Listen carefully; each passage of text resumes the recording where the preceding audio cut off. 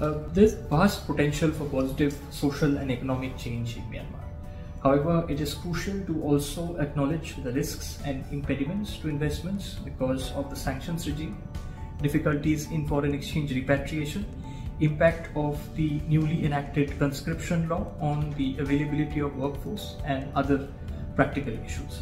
Investors should thus do proper due diligence, investment risk analysis, and sanctions check before investing in Myanmar.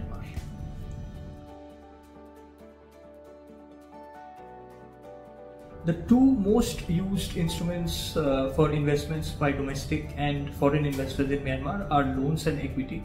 In case of offshore loans, the Myanmar borrower is required to obtain prior approval of the financial and sectoral regulators prior to receiving the loan. No such requirement for onshore loans apply. In case of investments, the investee is required to notify the sectoral regulator for any quantum of investment and take the approval of the regulator should the investment result in a change of the nature of the type of the company from domestic to foreign.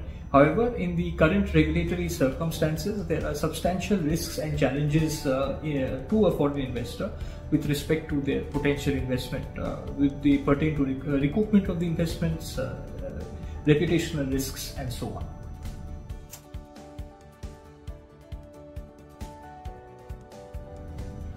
Mostly the entities in the impact investment space are set up as private limited companies or company limited by guarantee, or registered as INGOs, international non-governmental organizations, or domestic non-governmental organizations.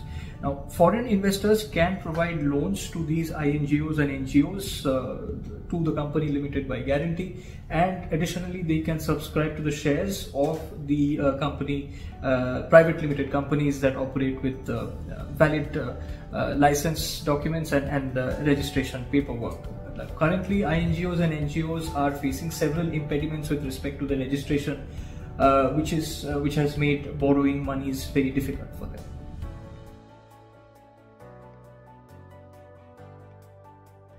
Now, there is no specific law relating to impact funds in Myanmar, including their setup. Typically, we see investments being made by foreign investors by way of debt or equity into entities in Myanmar that engage in impact investments.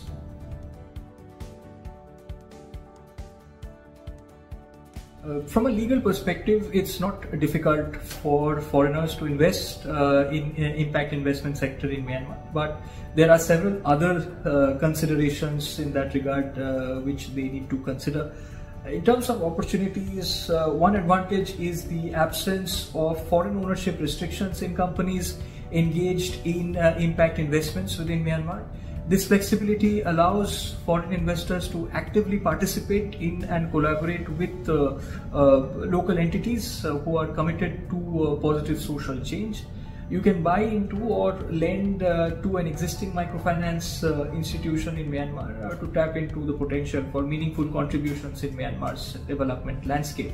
In terms of challenges, foreign investment in present-day Myanmar is marred with a lot of challenges. There is, of course, the uncertainty surrounding the regulatory approvals for fund repatriation, which disincentivizes the potential investors.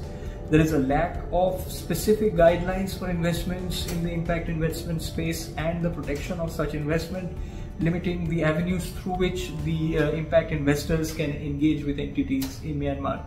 Now, the political situation further compounds the difficulty as foreign investors grapple with reputational concerns associated with investing in Myanmar.